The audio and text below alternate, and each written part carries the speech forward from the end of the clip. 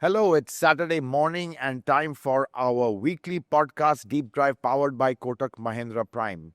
Now, on this week's episode, we are going to be talking about Honda, the Tokyo Motor Show, and how Honda as a brand is now rebooting itself and re-looking at India. I'm Hormazd Sorabjee. Hi, I'm Ketan Thakkar. Hormazd, some stunning concepts there and something that we're not used to seeing. And the commentary from the management was that we may see some of them coming into India. I mean, why don't you help us understand, how the future is looking like from Honda? I think, Ketan, the story is that Honda is deadly serious about India. I mean, the fact that they took, about 30, 40 media Yes. To Japan. I think the largest group ever taken to Japan. In fact, it left none of the automotive media in India for any activities. I think people had to, other brands had to shift things around because there was no one there to cover it. Right. Everyone was in Japan. Most of them, guests of Honda. And I think you could understand by that itself how important this show was because of the products they were showing. I mean, obviously the headline act was the Zero Alpha SUV, which is confirmed it's coming to India in 2027. It's going to be a mid-size SUV. Looks are rather radical if you saw the concept. It's very different from what Honda usually has. Absolutely. But, Honda is now going radical. They're going back to what it was known for as a brand from, 3 generations of the city, which we'll come to later. But I think the Zero Alpha is really, Honda's first step into electrification. It looks great on paper, long wheelbase. It's got, going to have a pretty good battery size. It will have driving dynamics of Honda. The packaging, we've not seen the interior, but when you see, the vertical tailgate, it points to good headroom at the back and good luggage space. Design definitely, very different. But I think, it's a car that Honda, or it's an SUV that, could really make a mark. Of course, it's an EV. There are challenges over there. And I think Honda themselves, are going to have to really localize this vehicle to get the scale. And I think, Ketan, a lot of this is going to be the global production base in a sense. It's going to be exported to in India and all over the world as well. And one of the factors that the company has tried to fix, I think over the last decade, they got their operational structure right. They got the profitability in place. They had to take some hard calls of shutting down the Greater Noida factory. Right. They fixed the profitability part. It's a viable operation. Despite modest volume, I must say that company is still making healthy money.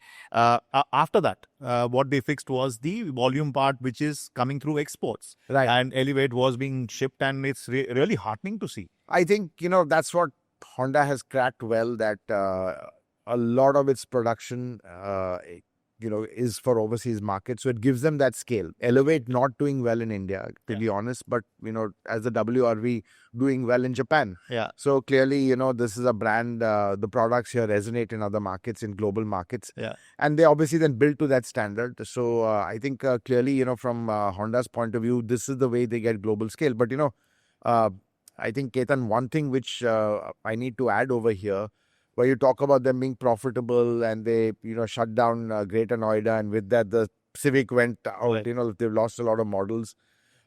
There's one challenge which the company is facing, and that is CAFE. I agree. And I think in their books, they've provisioned a 50,000 rupee per car penalty Oh my God. because they're not meeting the CAFE norms. So, yeah. So I think CAFE is also driving Honda to in a certain direction Yes. of lower CO2 vehicles. Right. And clearly the Zero Alpha is one step towards that. But then even we know hybrids are coming back as well. Yes, absolutely. So I think let's talk on what the plan is. Honda's talked about 10 models coming by 2030. That's probably the biggest onslaught that we've heard from Honda, is it? That's right. And we know what those 10 models are. That's what we're going to be telling you about today. We've dug those out more or less. So I think Zero Alpha is really the one that's coming, is going to be localized over here.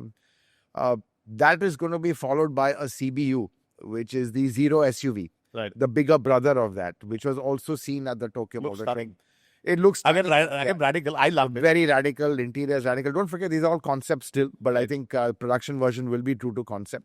And I think that's going to be really like the Halo model, in the region of, let's say, 1 crore, thereabouts. But, small volume. But again, I think it's really going to be kind of the showcase of Honda's EV technology at the premium level. Right. So I think the EV play is definitely there. So I think these two models, I think the Zero SUV, the bigger one, will come after the Zero Alpha. Right. Earlier, I thought it would be before, but what we hear is going to be after that. Yeah. There's a talk of Prelude as well coming from Honda. So I think Honda have said they're going to be launching some CBUs. So let's talk about what CBUs they're launching. Definitely the Prelude is on the card. It's nearly signed off. There are a few technical regulations they need to get sorted out for Indian conditions. It could be things like the compatibility for E20, which, India is now a unique market because globally it's more E10 and only Brazil is, gone to a high flex fuel of the large markets. I think something on tires they might have to sort out. Just little kind of tweaks for Indian conditions, which you even have to do on imports. Right. Once that's signed off, the Prelude is due to come for India. It's obviously, small volumes, a great looking car, great performance. Yes. So going to be good fun to drive. It's going to be a hybrid. Yes. I think hybrid is what they're pushing. And I think the other one which they have also confirmed is the ZRV. Fantastic. Now, Ketan, we did a story. In fact, I remember you gave some inputs, which Akbar had done, that it was coming in 2026 and we did this in 25. Right. So I think we're not too far off the mark. I think clearly this is a vehicle they want to come. I mean, it sits a little below the CRV, but I think with a 2-liter hybrid engine, about 180 horsepower, it'll really have a sweet spot. Right. And I think it's a product that, I think, again, in small volumes, people would love to have. Right. So I think these 3 CBUs is what we know of right now. And so they're going to have these imports coming in as well. This appears to be more of a rebirth of sorts, isn't it? Because we've seen multiple spells from Honda in the country, right from the beginning phase to the Brio phase and then the Elevate phase. Now this... Well, I mean, I've never seen sustained product action. We've spoken about PF2 also in the past. That's right. So probably proceed with a lot of CBUs to begin with, build the brand, probably change the customer interface, appeal to the youth, which is what tomorrow's buyer is going to be, and then come out with the mainstream offering. Some insights on PF2? Yeah, well, I think let's talk about Honda's strategy. I mean, let's not forget Honda is a very unique company. It's small compared to, let's say, Toyota, even Nissan, Renault. It's a very, very tiny, very focused. I think its core markets really were North America, and then of course domestic market, Southeast Asia, China. So I think, Ketan, these markets have kind of, I wouldn't say collapsed, but they've lost a lot of volume. Oh, yes, Hormazd. I mean, before coming into the recording, I was just doing research. A decade back, Honda Motor Company sold somewhere close to 4.7 million vehicles. They were over 1 million and a half in China. That volume has almost halved in China. In US, they are yet to go back to their previous peak. They're facing challenge in that market. This year, probably they may be around 3.5 to 3.7 million. Wow, that's a big drop. Almost a loss of 1 million units in a decade. And they've seen massive competition from Chinese brands in the South, especially Southeast Asia. Southeast Asian that market. used to be their stronghold. I mean, the mother plant of the city. That's where the city was. We used to get it from there. But I think the Chinese have just invaded and really made great inroads. And that global drop in volumes have actually made them rethink as to where the focus for future is going to be. And something that the management has spoken to you and us in the past is that how India is going to be one of the top 3 priority markets, probably ahead of Japan, in terms of where the future growth is going to come from. And, absolutely. And which is where I think it is so heartening to see that now we're going to see an onslaught rather than a spell of series of products, and then there's disconnect, and then Indian buyer. I mean, I've said this often in the past that I'm a Honda lover, and I so want to own a new Honda, and now I'm really excited to see it. There's going to be series. As we said, India loves Honda, but now Honda needs to love India back. Yes. With the steps that they are taking, it's really heartening to see that there's going to be so much coming in. I'm really curious to know about the PF2 platform. We've spoken about it in the past. You've got more details of it. So I think, just coming on this, you're absolutely right. I think, Toshihiro Mibe, right from the top, we've seen that there is an absolute commitment to India. And, it has to come from the top. Yeah. It was like the earlier, I think, Honda was really at its peak when we had Takeda Kawasan, leading the India operations over here. for a long time, stabilized the company, really had it right at the top. In the past decade, they've lost the plot along the way. I think we've said this before on our podcast. I think one strategic error they made was to run after Maruti, go the mass route, which they have really no experience with. And they messed that up. Cars like the Brio, it was, really kind of too much cost cutting there. Then you had the Jazz. Again, the hatchback, it was expensive, didn't work for Honda. And they've discontinued all these models. So really, getting back into the hatchback space is something they will definitely not do. Because they can't hack it over there. And as it is, we've seen the hatchback segment is declining. Maruti is really, I wouldn't say fighting a losing battle, but really propping up the segment as best as it could. So again, I think, PF2 is a new platform, which we've spoken about. I think what's interesting is that it's going to be a multi-energy platform with, let's say, hybrids and ICE vehicles on that. Again, I think Honda, what they've really got wrong always is their timing. They got into diesel. Okay, diesel was at its peak then, but they should have gotten much before. They got into diesel, and within 8 years, they went out of diesel. Now, 8 years to develop an engine, a diesel engine, just makes no economical sense, because as we know that engines have a life cycle of 15, 20 years. Minimum, yes. So, I mean, then Dieselgate, BS6 made diesel very hard to have. And they were the pioneers with hybrids. The Civic small way and the City hybrids. Really good fantastic. Really good hybrids, completely overpriced. They've got the pricing all wrong.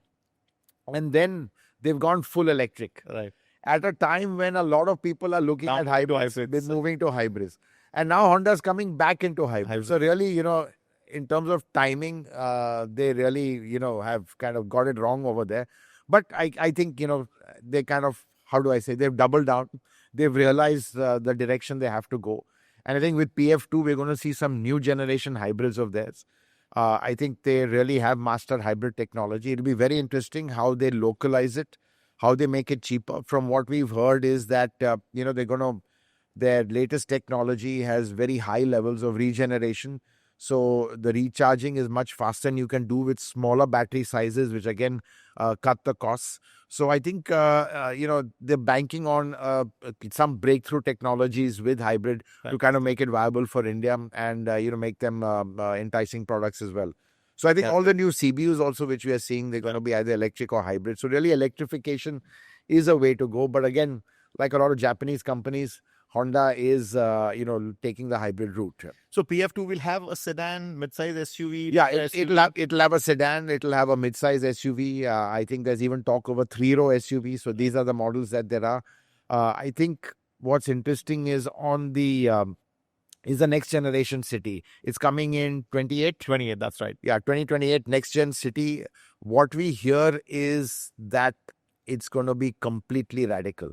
I think Honda has realized they've lost ground with the City. If you look at it, it's not even the best-selling sedan today, hardly doing any volumes. At one time, the City was Honda. Absolutely. I mean, and not vice versa. So, I mean, it was City was the brand. Absolutely. And really, it was the backbone of Honda. And really, it's not so much anymore. I think what happened also, again, Honda, the City was, each generation was so radical, so different from the past one. Whether you take the first one, second one, which was, got that very radical styling and, IDSI engines and very great fuel economy, what they call Dolphin in the market.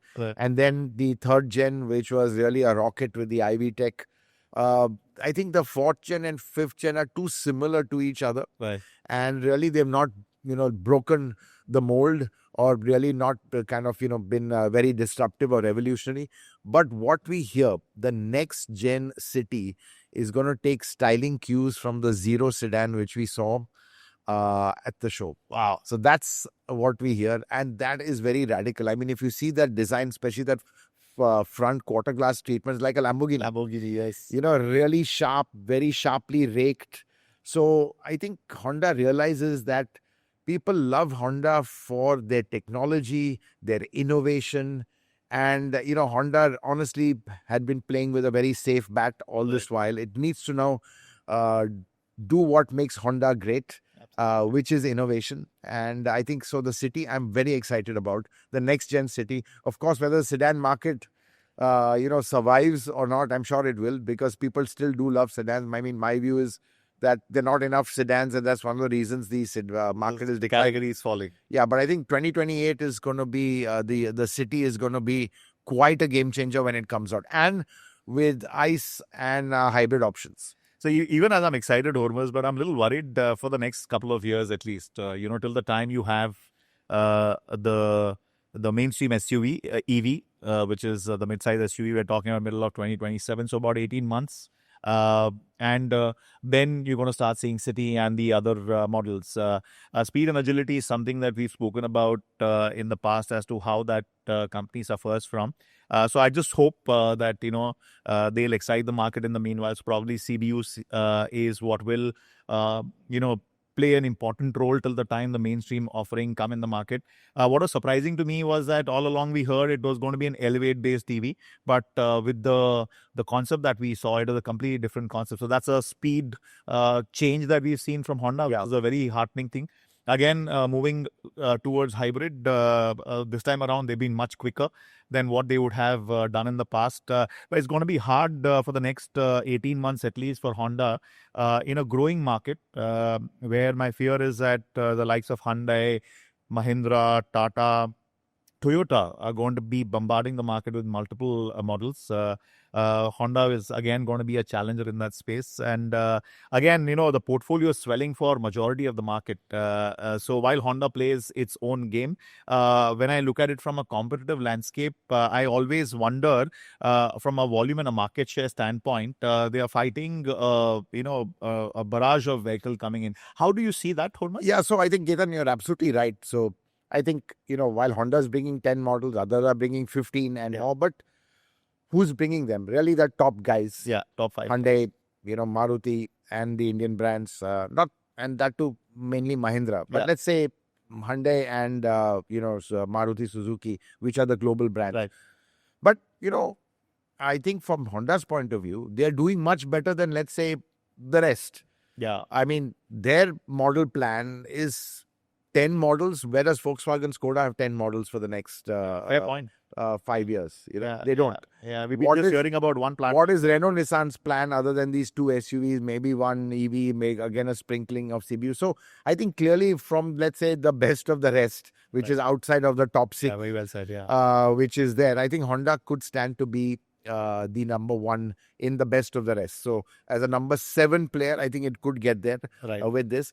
I don't think they have aspirations to be really big in the Indian market. Right. Don't forget they are banking a lot on global scale. They've got export markets carved out for them.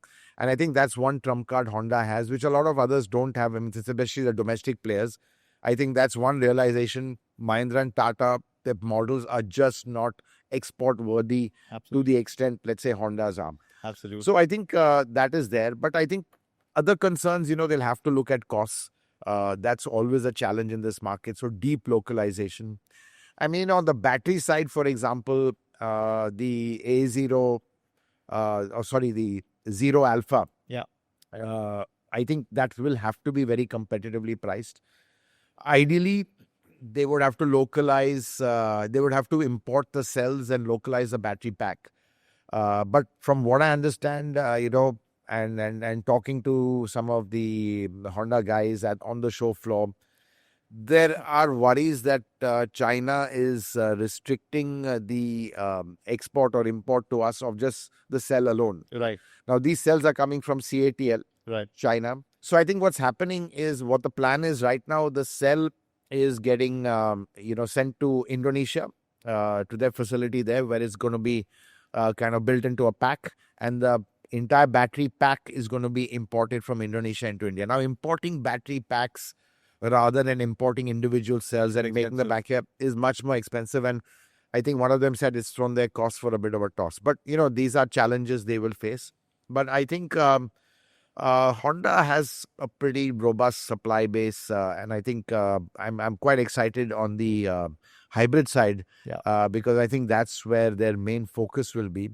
And in a way, I think flex fuel hybrids, they have all that technology.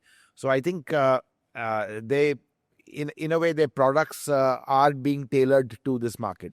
Now, it's good to hear that, Hormazd. At the end of the day, all these models are going to be needed from a cafe standpoint as well. Flex fuel hybrid that you mentioned. The other interesting thing that we were talking, Hormazd, about probable supply to other OEM. That's the big one. Yeah, Ketan, we're talking about that is really big news. I mean, we've been a little privy to Honda's global plan, and one of the items they had over there is supply to other OEMs. So Honda is actually open to giving their products to other OEMs. That's fantastic. Either rebadged, I'm not sure how, or maybe some of just the technology, but even rebadged products. So, and it's not really confirmed, and maybe just a rumor, but there is some talk of Honda even talking to Tata and saying, would you like some of our models? Fantastic. Now, whether Tata needs them or should have them, there may be certain product gaps. It's much faster to get to market. So, and Tata has always said it's open to collaboration. And they're always scouting around. Everyone is. That's the name of the game today. Joint venture era is over, obviously, but just buying or doing project-based, let's say partnerships. I think that is one opportunity. So I think that's really the big news, is that part of this volume, the big volume that they are planning, supply to other OEMs, is to supply their products to other OEMs. Am I going too far to think that? I know you said it's early days. Potentially a Toyota Suzuki kind of a thing. I mean, can Tata give cars back to Honda? And probably that's the only way Honda could swell its portfolio. Do you think that's a potential option, or I'm thinking too much? No, I don't think so. I think, look, Toyota Suzuki, there was a deep association, deep mutual respect right at the top. Right. So I don't think that's the case with the Honda. They're just looking at it as pure business. I don't think they would take a Tata car. Honda being Honda, it's quite a conservative company. Indeed. It's not really as global or flexible in its thinking as other Japanese companies also. In fact, I have to, kind of narrate one incident, is that I was talking to some of the Nissan guys, and when they were talking about this big merger which never happened between Honda and Nissan, they were quite shocked because Honda wanted their CEOs to all be Japanese speaking. Yeah. And if you look at it, Honda is still, I don't get it wrong, it's still a very Japanese company. Yeah. The top guys are all Japanese. I mean, when you speak to them, English is not widely spoken. It's not super multicultural, or, it's a very Japanese company. Sticking to the core Japanese values. Sticking to the core Japanese value and the Honda values, really in that way. So they don't have too much flexibility over there. I think that's something they'll have to learn. I think in India, they've learned that, looking at the way they have to adapt to this market. Otherwise, they can't survive. Right. But I think that's one of the issues with Honda, is really their outlook and their culture. Right. Which sometimes, and their mindset, which has prevented them from having the flexibility to adapt in India. Right. Now, for me, the Elevate is a great example of Honda, let's say, and we've said this before in our last podcast on Honda I think over a year back, that Honda engineers hate high cars because for dynamics, you need a low center of gravity. But because the SUV road presence demands a high stance, that's why the Elevate is like that. Because otherwise you see the CRV, even the ZRV, all these guys are very low slung, planted, and very planted looks. And again, coming to your point on, we were surprised there's no Elevate EV. Actually, it makes a lot of sense for two reasons. One is you need very low aero, a very good aero and a low drag coefficient for an EV, which the Elevate would not give. Yeah. And you'll get that from the Zero Alpha. Yeah. Plus, don't forget, to get the scale, you needed a global platform, and the Zero Series is a global platform, right. all-electric platform, right. For Honda. So clearly, just electrifying the Elevate doesn't make sense. And we've seen it's not really succeeded with the Creta EV as well. Right. So clearly, lessons learned from there. So grounds up EV better than an adapted EV. Exactly. If you have the scale. And they have the scale because they're going to be going global. Right. So I think, it's exciting. And, talk about more products. I think 2 sub 4 meter SUVs also being planned. Wow. Elevate full model change also being planned, all part of these 10 models. So they're already working on the full model change of the Elevate. I think they're going to take some of the feedback which has come and which we've also given very high NVH. They've admitted that engine's a bit noisy over there, give a bit more features. So I think, I think they're, in a way, I think Honda is definitely back on track. It's a company that we're all excited about. Will take some time. But I think the kind of mindset is there. The leadership is now determined. And I think, that's half the battle won. And harping, you talked about leadership, Hormazd. I think Inoue-san, who earlier used to be Honda Cars India MD, he's giving in a lot of inputs, is what I understand from friends in the ecosystem. Sumura-san, the former, the recent MD of Honda Cars India, he's giving a lot of inputs and feedback. And probably Sumura-san was one of the very few Japanese MDs who I felt embraced India so well, and he was so positive about India. And there's so much positive feedback going to the headquarters. And again, the sale to OEM is a refreshing change that one sees from Honda. Sale to OEM, that's really a big one. I mean, you never imagine Honda doing that. Never imagine Honda doing that. The company which has had no real joint ventures, no ownership, it's been fiercely independent, always done things its own way, not collaborating. So I think it's really a big change, and I think it's on the table. I mean, you want our product, you can have it. Maybe Hormazd, I'm connecting again dots. Maybe I'm wrong. Just both of us interviewed the CEO of Nissan Motor Company, Ivan, and we spoke to him about potential sharing of hybrid or an SUV. Maybe why not from Honda? I mean, while he smiled, and that's what our assumption comes from, that he's open to the potential opportunity. Another interesting alliance could be Nissan. I mean, do you think that that makes sense? Probably, share a vehicle with Nissan and someone who you probably know better than Tata Motors. I think, Ketan, that's a fantastic kind of, I wouldn't say assumption, but, a theory. Because clearly they've worked together for a merger. It's not worked. I think big cultural differences there. A lot of overlap on products, just not happening. But again, as we said, from a project to project basis, there's a lot of, let's say, sense in doing that. Nissan doesn't have, they've got the Magnite sitting at the lower end. But between the Magnite and the Tecton, there will still be a gap. Where a subcompact 4-meter Honda could be rebadged as a Nissan. So absolutely right. Well, maybe we are giving the two companies ideas, but that is possible, because if Honda is open to be out in the market to give its products, I'm sure there would be a lot of takers for Honda products, and the natural fit would be Japanese companies. They know each other that well, and they, more than that, I think they would value the products which Honda is giving. So absolutely, I think... And Nissan also does not have manufacturing facility now. I mean, it is going to rely on Renault, so why not rely on another partner? Exactly. Well, I mean, even for Renault, they could probably, offer that to them. Maybe Renault could manufacture it. So the possibilities are many. I think, I think we've reached a stage where you need to have alliances. This is the way forward. And the fact that Honda, which has been so fiercely independent, not wanting to really partner with anyone, is so open to this, tells you, how the whole automotive landscape has changed. Yeah, and I'm really excited. I know I said that, next 18 months are going to be hard.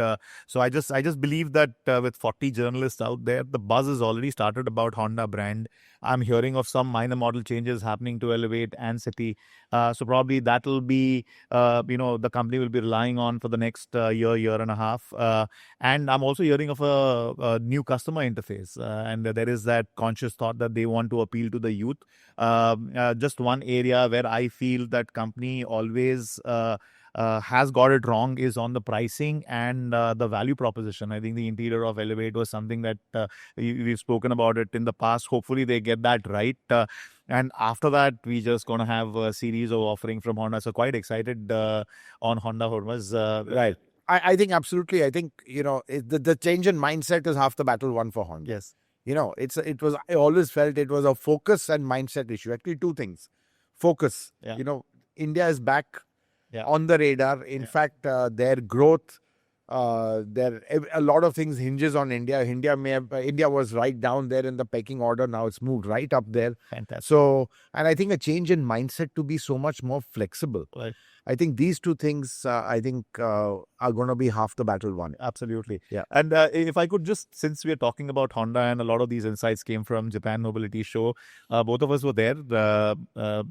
Any views on Suzuki, on Nissan, on Toyota? Yeah, so I think obviously, it's a very Japan-focused show. I think one big thing for me was the BYD Rico. I mean, without a badge, it looked like a Japanese K car. So really frightening to see that BYD, Chinese company, going for the jugular of the Japan domestic market, which is their, very big K car segment. There were a lot of attendance at the unveil. Yeah, that's right. Absolutely. But I think looking at the Japanese manufacturer, I think Maruti Suzuki, the Flex Fuel Fronx was there. Right. And I think that is coming to India. Right. So clearly showing their technology. Right. And I think you also, I think there were some interesting products in the Suzuki stand, There which was really very pure Japan domestic market, JDM kind of products, but giving a lot of hints at what could come. Yeah, absolutely. And I think we were part of the roundtable with the global CEO there, Toshiro Suzuki-san.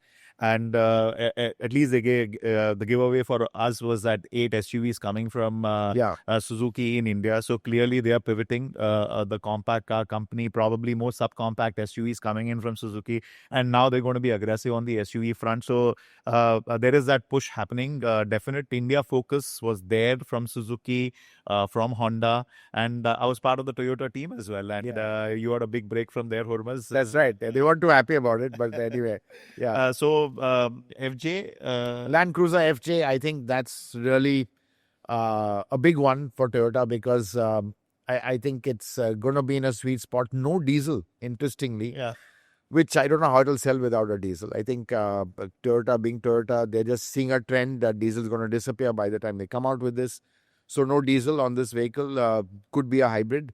4x4 as well. Yes, for full 4x4. This is a hardcore 4x4. In fact, the Scorpio could have its first challenger. Yeah.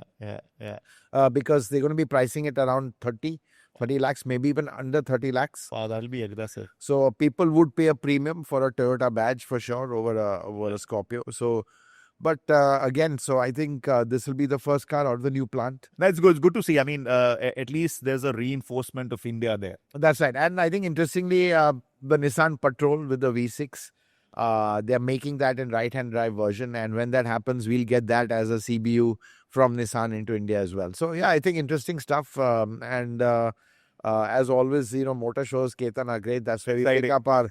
It's not just the products, it's the people you meet over there. Absolutely. And that's where we get a lot of our information. And I think a lot of the Honda guys are going to be a little shocked with a lot of the stuff we put out there. But that's it. We dig out all this information to make our podcast interesting. So hope you've enjoyed this one.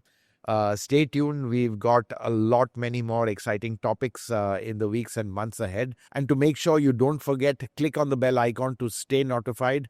See you every Saturday at 11 a.m. Thanks for watching.